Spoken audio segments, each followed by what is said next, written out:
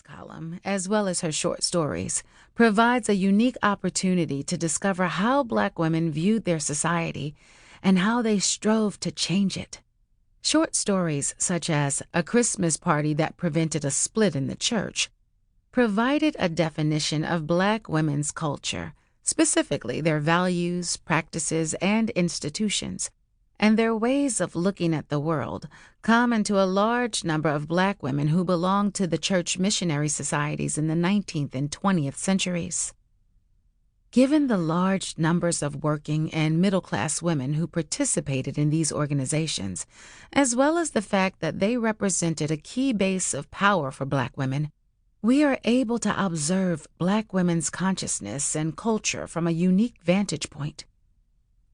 A Christmas Party That Prevented a Split in the Church, published in 1916, is a story about the shortage of eligible men available to Black women for establishing families. Black has recorded the thoughts, words, deeds, and feelings of Black church women as they struggle to give meaning and definition to their lives. At the center of this text is an African American and a female consciousness rarely seen at this early date. The story is set in the village of St. Michael's, which has a small Black population and one Black church that appears to be affiliated with the African Methodist Episcopal denomination. The Mite Missionary Society suggests this connection. Black centers this story in the church, emphasizing the centrality of the institution in the lives of African Americans.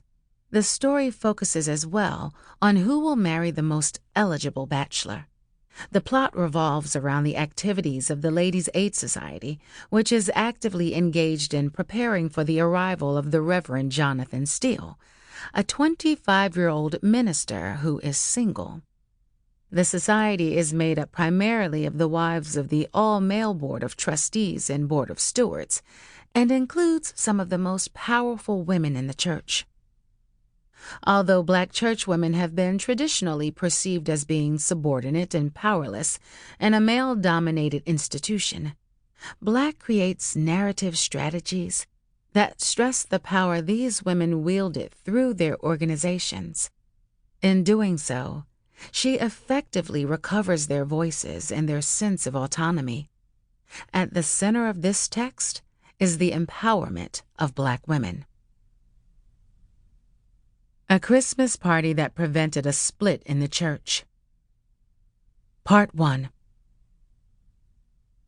"Goodness!" exclaimed Millie Brown.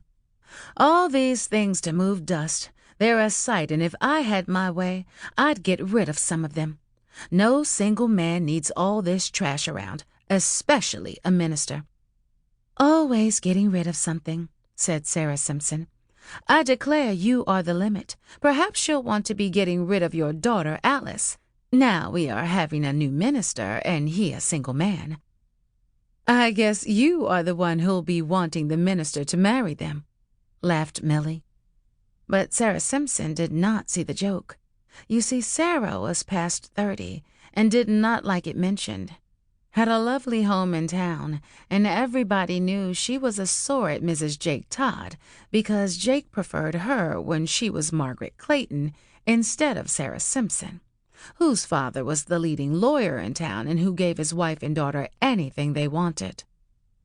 Sarah was a pretty girl, but Margaret was much prettier and had such a sweet disposition that everybody loved her, even if she did have to wear cheap cotton dresses, and her hats and coats 2 winters and couldn't afford furs. But Sarah snubbed poor Margaret every chance she got, and poor Millie Brown also, because she was Margaret's friend. Mrs. Millie Brown was a widow with only one daughter who lived beyond the town a lonely way, and made her living by doing plain sewing. You see, there was only one church in the very small town.